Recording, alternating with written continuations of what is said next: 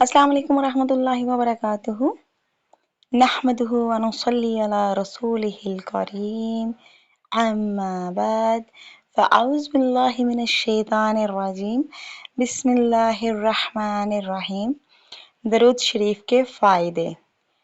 اگر آپ ڈپریشن کا شکار ہیں، سکون میسر نہیں، دل پریشان ہے، گھبراہٹ ہوتی رہتی ہے، مشکلات میں گھرے ہوئے ہیں، قرضوں میں پھنسے ہوئے ہیں، اپنوں نے ستایا ہوا ہے، دنیا نے منہ پھیر لیا ہے، کاروبار نہیں چل رہا، تو آپ کو چاہیے کہ آپ درود شریف پڑھیں، اس کی کثرت اپنی زندگی میں شامل کر لیں۔